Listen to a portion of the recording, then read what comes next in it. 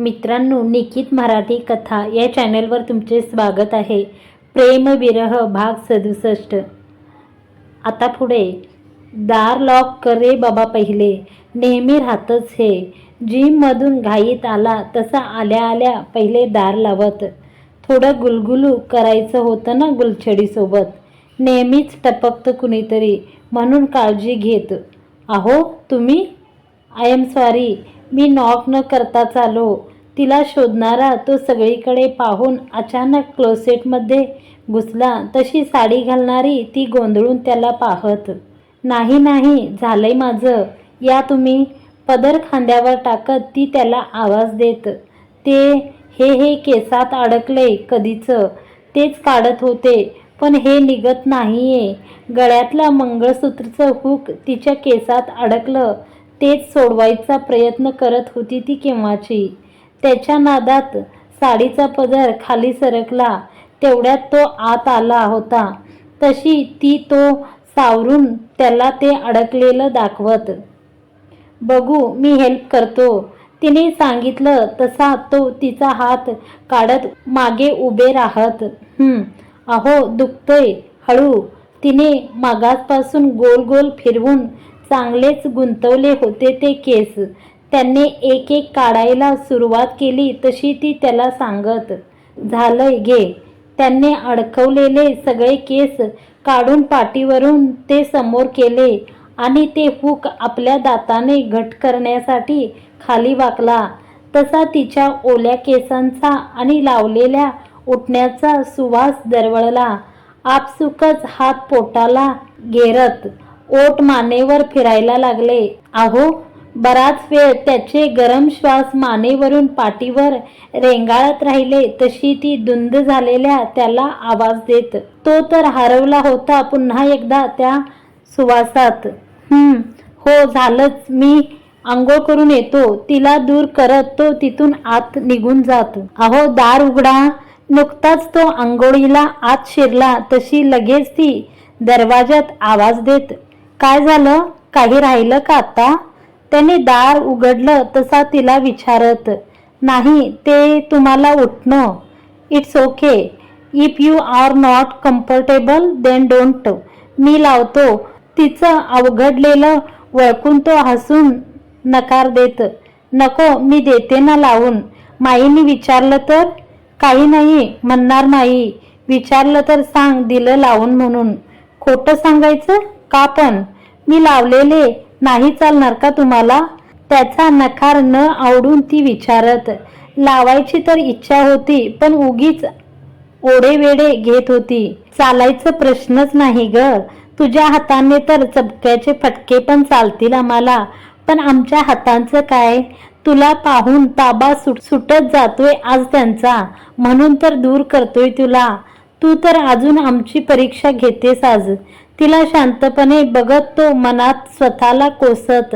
अहो, त्याला शांत उभा पाहून तिने आवाज दिला तसा तो काही न बोलता आत आला. लावतेस ना? इतका वेळ हौसेने हातात वाटी घेऊन उभी असणारी ती त्यांनी टी शर्ट काढलं तशी थरथरत उभी त्याला पाहत राहिली. तसा तो आवाज देत. बस इथे आणि बघ किती वेळ बघायचं. पाय दुखून येतील ना तुझे, नुसतं असं मला पाहून उभी राहशील तर. काल सारखी आत्ता पण त्याच्यात हरवून त्याला हळूहळू ते उठणं लावत किती वेळ नुसतीच पाहत होती. तसा त्यांनी तिला उचललं आणि आरशासमोरच्या कट्ट्यावर बसवलं. अहो मी ते माहितीये, खूप हॉट आहे ना मी, म्हणून तर तुझी नजर नाही हटत माझ्यावरून. हेच म्हणाली होतीस ना सकाळी? मी? केव्हा? कधी? त्यांनी सांगितलं तशी तू आश्चर्याने त्याला पाहत. सकाळी गाडीत बसली होतीस ना तेव्हा. काय काय बोलत होतीस? हॉट बॉडी, हॉट किस, तिचेच शब्द तिला ऐकवत तो. मी असं म्हणाले? अजून काय म्हणाले मी? काय काय माती खाल्ली त्यांच्यासमोर हे जाणून घेत होती. You like hot kiss, deep and long. When I am kissed you, you feel like heaven and ग बसा, काहीही नका सांगू. मी कशाला असं बोलू? स्वतःचीच लाज वाटली तशी त्याचं तोंड हाताने बंद करत ती, का नाही आवडत का मग तुला हॉट किस? तिच्या जवळ येत विचारत तो. हो नाही. हो म्हणजे तुम्ही काय काय करताय? तो तिला जवळ ओढून तिच्या गालावर ओठ फिरवू लागला तशी ती अडखळत. तिच्या गालावर हळूवारपणे तो एक किस करत होता तशी ती शहारून अंग चोरत तिला कमरेत हात घालून त्याने अलगद खाली उभं केलं आणि तसेच ओठ फिरवत राहिला. त्याच्या उघड्या छातीचा स्पर्श तिच्या धडधडत्या हृदयाला होऊ लागला तशी ती त्याच्यात विरघळत चाललेली होती. खांद्यावर फिरणारे त्याचे हात तिच्या दंडावरून खाली येत कमरेवर विसावले. पुन्हा फिरून वर वर येणारे हात पाठीवरच्या गोंड्यावर अडकले तसे एका झटक्यात ते गाठ त्यांनी सोडली. स्वतःला त्याच्यापासून दूर करून ती पाठमोरी होऊन निघाली तसा तिच्या सुगंधाने बेभान झालेला तो मागून तिच्या गोंड्यांची दोरी पकडून तिला अडवलं. दोरीला एक हिसका दिला तशी ती गोल फिरून त्याच्या छातीवर येऊन आदळली. तिला तसाच हाताच्या पिळाक्यात तो घट्ट पकडून मागे मागे जाऊन टेकला तसा पाठीच्या दाबाने शावर सुरू झाला. अहो थंड पाण्याचा पवारा थेट तिच्यावर येऊन बरसला तशी ती घाबरून त्याला बिलगत. त्याने गोल फिरवलं, तिला भिंतीला टेकवलं आणि स्वतः शावर खाली उभा राहून दोन्ही बाजूनी हात लावून तिला पाहत उभा राहिला. पाण्याचा पडणारा झरा त्याच्या चेहऱ्यावरून छातीवर गळत होता तशी ती त्याला पाहत. तिची ती नजर वळकून त्याने तिच्या पोटावरून हात फिरवत झरकन तिला जवळ ओढलं तशी ती आणखीनच त्याच्या चेहऱ्याच्या जवळ येत त्याला पाहत. तिचा विळाका कधी त्याच्या भारदस्त छातीवरून पाठीशी विसावला तिलाही कळलं नाही. त्याला घट्ट उराशी कवठाळत त्याच्या पाठीवरून आपली नख रुतवत त्याला अनुभवू लागली तसा तो सुखावत तिला अनुभवत होता. पाण्यात भिजणारे दोन शरीर एकमेकांना आपली ऊब देऊन पाहत सराईतपणे हात आणि ओठ सर्वांगाला फिरवत होते. त्यांनी हलकेच तिचा कान दातात पकडला तसा असा तिचा स्वर कानी पडला. दोन्ही हातांनी तिचा चेहरा हातात घेत पाण्याने थंड पडलेले ओठ किस करत तिला हाताने जवळ ओढून घेत स्वतःमध्ये समावू पाहत होता. गालावरचे हात खांद्यावर फिरू लागले तसा तिच्या खांद्यावरचा पदर खाली खुशी तिचा पडलेला पदर पाहून तो घाईत भानावर आला आणि डोळे मिटून त्याच्या छातीवर हाताची पकड घट्ट करून त्याच्यात अजून हरवलेल्या तिला आवाज देऊ लागला. हळू पडशील, सांभाळून. त्याने आवाज दिला तशी तिची तो खाली पडलेला पदर उचलायची घाई पाहून तो काळजीने तू ठीक आहेस ना? तिची ती शांतता पाहून तो नजर खाली करून तू जा बाहेर. त्यांनी तिला जायला सांगत पाठ फिरवली तशी ती घाईत बाहेर निघत. खुशी बाहेर आली तशी कपडे बदलून झोपाळ्यावर केस सुकवत झालेल्या गोष्टीत हरवली होती. हीच गोष्ट ऐकून त्या दिवशी मैत्रिणींनी पहिल्या अंघोळीवरून किती चिडवलं होतं, अगदी चिडवून हैराण केलं होतं. तेव्हा त्यांची ती गोष्ट ऐकून गोड गोड शिरशिरी अंगावर आली होती आणि आज तीच अनुभवली होती त्याच्यासोबत गोड गोड शिरशिरी. काय होतं खुशी तुला त्यांना पाहून? नेहमीच कशी हरवून जातेस, कशाचाच भान राहत नाही. त्यांच्यासोबत असलं की फक्त त्यांना पाहत राहावं, त्यांना अनुभवत राहावं असंच वाटतं सारखं. प्रेमाची नशा म्हणतात का याला? नशाच चढली आहे त्यांची माझ्यावर, या मनावर. आजकाल त्यांच्याशिवाय काही सुचत नाही, काही दिसतही नाही. सगळीकडे तेच दिसतात मला. अहो काय हवंय? गोड क्षणात हरवून आपल्याच तंद्रीत हरवलेली होती तसा मागून आवाज आला. हळून वळून पाहिलं तर तो आंघोळ करून तिने आणलेला कुडता घालून आरशासमोर उभा काही शोधत होता तसा ती त्याच्या चाललेला धांदरटपणा पाहून विचारत. केस तसेच ओले, कुर्ता पण तसाच बटन न लावता अडकवला होता. तिने विचारून पण काही न बोलता त्याचा शोध चालूच होता. हे घ्या, हे शोधताय ना? तिने बेडजवळ ठेवलेलं त्याचं घड्याळ उचललं आणि त्याला दाखवत आवाज दिला. त्याने घाईत ते घेतलं आणि तिला न पाहता हातात अडकवलं. मी आहे खाली. तसाच नजर चोरत पाठमोरा वळला आणि निघाला. अहो, मोबाईल राहिलाय. हो, घेतच होतो. मी घेतो. तो पुन्हा अडकळत बोलून घाईत निघाला. एक मिनिट थांबा. तो पुन्हा असं नजर चोरत निघाला तसा तिने आवाज दिला आणि त्याच्या समोर येऊन उभी राहिली. काय झालं? तो गोंधळून विचारत मगाशी न कळतपणे वाहत जात थोडं जास्तच पुढे गेला होता की काय असं वाटून गेलं. याच भावनेने ओशाळून तिच्यापासून पळ काढत होता तो. तिने ज्या विचारलं या कल्पनेने तो घाबरून तिला पाहत. हे असे जाणार तुम्ही खाली? समोर उभी राहिलेल्या तिने वरून खालपर्यंत त्याच्यावर नजर फिरवत. हो, हा, नाही म्हणजे मी. सुटकेचा निश्वास सोडत तो स्वतःला पाहत. बसा इथे. तिने त्याच्या खांद्याला धरून मागे सरकवत बेडवर त्याला बसवलं. काय झालं? तो बसला तशी त्याच्या समोर येती त्याला पाहून विचारत. त्याने काही नाही मध्ये मान हलवली आणि तिला पाहू लागला. जे झालं त्यात तुमची काहीच चूक नव्हती. मुळात काही चुकीचं घडलंच नाही आणि मला आवडतं असे वागणे तुमचे माझ्यासोबत. त्याचे ओले केस पुसत ती त्याच्या मनात चाललेली शंका दूर करत. तरी पण तुला न विचारता असं आय एम असो नेहमी सॉरी म्हणायची काही गरज नाही. मी सांगितले ना मला आवडलं खूप. उलट आज खूप खुश आहे मी. इतकं छान गिफ्ट देऊन माझा दिवस स्पेशल केलाय. त्यासाठी खूप खूप थँक्यू. मी कधीच विसरणार नाही आजचा दिवस. केस पुसून झाले तसं कुर्त्याची बटणं लावली आणि हाताने त्याचे केस सारखे करत ती हसून त्याला समजावत. Thank you. I felt very bad. I thought you did not like it so. No mister Rose, not like. तो रिलॅक्स्ड अँड कीप स्माइलिंग. हसताना खूप छान दिसता तुम्ही आणि कोणाला तरी तुमची ही गोड खळी खूप आवडते पाहायला. त्यामुळे always keep smiling with this lovely Dimple. तिने गाली ओठ टेकवून समजूत काढली तशी खळी खुलली त्याची. अजून काय काय आवडतं तुम्हाला तुमच्या या मिस्टर रोज मधलं? तिने समजूत काढली तशी गाडी चार्ज झाली साहेबांची. अजून हे ती बोलतच होती की दरवाजा नॉक झाला. आता कोण आलं? नेहमी सगळे मलाच डिस्टर्ब करायला का येतात? पब्लिक रूम झालीये माझी. जो तो डायरेक्ट आतच घुसतो. जरा म्हणून प्रायव्हसी राहिली नाहीये. जा बघ कोण आलंय.